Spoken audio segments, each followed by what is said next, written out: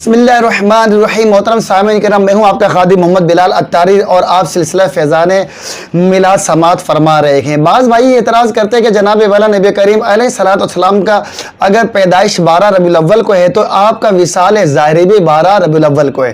اگر سپوز کر لیا جائے، فرض کر لی جائے کہ نبی کریم علیہ الصلوۃ والسلام کا وصال ظاہری بھی 12 ربیع الاول کو ہے تو غم کیوں نہیں مناتے؟ یہ ایک اعتراض کیا جاتا ہے کہ اگر پیدائش 12 کو ہے تو غم، تو وصال شریف بھی تو 12 کو ہے تو غم کیوں نہیں مناتے؟ ولادت کیوں مناتے؟ خوشی کیوں مناتے؟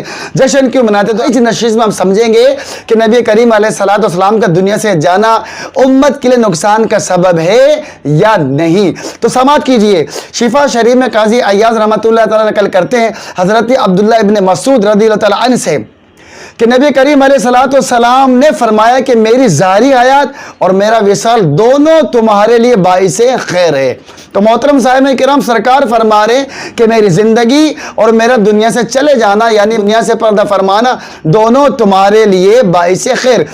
صحیح مسلم کی حدیث پاک سماعت کیجئے، نبی کریم علیہ الصلوۃ والسلام نے ارشاد فرمایا کہ جب اللہ تبارک و تعالیٰ کسی امت پر اپنا خاص کرم کرنے کا ارادہ فرما لیتا ہے تو اس امت کے نبی علیہ الصلوۃ والسلام کو وصال عطا فرما دیتا ہے اور اس امت کے لیے شفاعت کا سامان کر دیتا ہے۔ اور جب کسی امت کی ہلاکت کا ارادہ فرماتا ہے تو اس نبی کی ظاہری حیاتی میں اس امت کو عذاب میں مبتلا کر کے ہلاک کر دیتا ہے اور اس امت کی ہلاکت کے ذریعے اپنے پیارے نبی کی آنکھوں کو ٹھنڈک عطا فرماتا ہے۔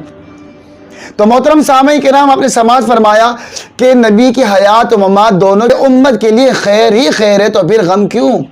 اور آپ دیکھیں کہ نبی کی زندگی، نبی کی ممات، دونوں میں سے بہتر نعمت کون سی ہے؟ دونوں خیر ہے، لیکن زیادہ بڑی نعمت کون سی ہے کہ نبی کریم علیہ الصلوۃ والسلام کو دنیا میں تشریف لانا یہ آپ کے چلے جانے سے بڑی نعمت ہے۔ تو لہذا اس بڑی نعمت کے شکرانے پر خوشی نہ منائیں تو پھر کیا کریں؟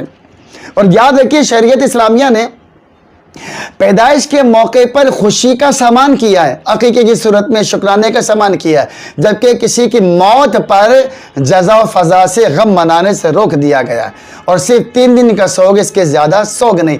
تو لہذا نبی علیہ الصلوۃ والسلام کا اگر بالفرض 12 تاریخ کو یوم وصال مان لیا جائے تو غم نہیں منایا جائے گا، جبکہ نبی کریم علیہ الصلوۃ والسلام کو دنیا میں تشریف لانا اس میں خوشی کی ایک حیثیت موجود ہے، تو لہذا خوشی منائی جائے گی اور غم کو چھوڑا جائے گا۔